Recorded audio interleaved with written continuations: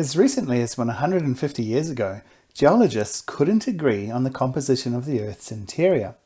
Some researchers thought the interior of the Earth consisted of a glowing ball of gas. Another group was of the opinion that the Earth was made up of several layers, each composed of various materials. Thus, they tried to find explanations for the changes on the Earth's surface by collecting and analysing rocks from various areas. Even today, there is hardly any evidence of the exact composition of the Earth's interior because it's not yet been possible to drill deeper than 13 kilometres. And yet, measurements of seismic waves do tell us much about the individual layers of the Earth. Seismic waves are reflected deep below the surface, where the composition of the rock changes. The waves return to the surface where they are registered by seismographs.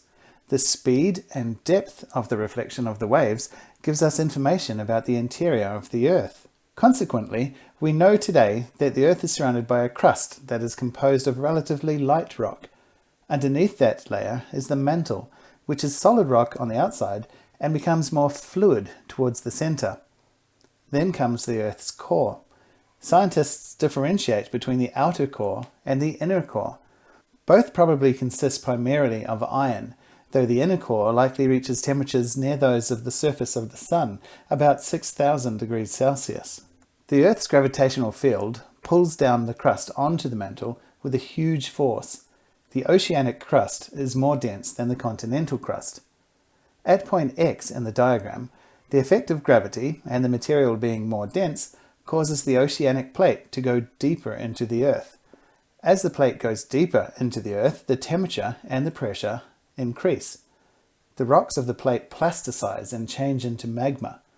We use the term plasticize and talk about the rock being plastic in nature, meaning it kind of flows. It's not molten, it hasn't melted, but it flows kind of like it were.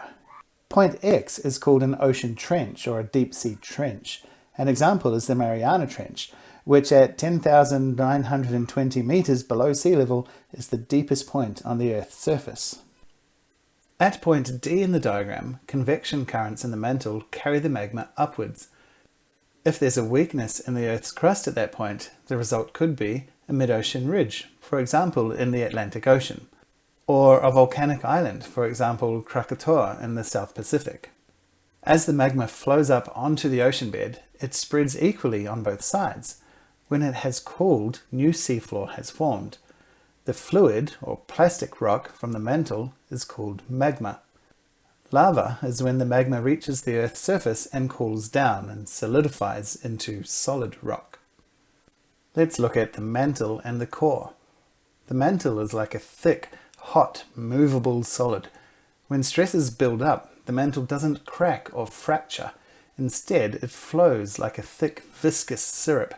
The mantle is made up of plastic or plasticized rock called magma. The core is the hottest part of the Earth. Here, radioactive elements are decaying and giving off heat. The heat spreads throughout the mantle to cause slow-moving convection currents. Now, it's been estimated that it takes millions of years for one complete turn of a convection current in the Earth's mantle. Until recently, it was thought that these convection currents moved the plates. Now we have a better understanding. We actually know there are 3 driving forces for tectonic movement, and the convection currents aren't the principal driving force. But maybe that's a video for another day. Anyway, when a gap occurs in the Earth's crust, the convection currents allow a bit of the magma to reach the Earth's surface. Now let's take a quick look at the Earth's crust. As we know, most of the Earth's interior is not accessible. No one has yet been able to drill further than 13 kilometers. In fact, we haven't even reached 13 kilometers. The record depth for drilling is 12,262 meters. So to draw conclusions about the composition of the individual layers, other indirect methods must be used. Seismic waves are important in this respect. They are caused by explosions or earthquakes. From the type of wave, we can make assumptions about the composition of the rock in the Earth's interior.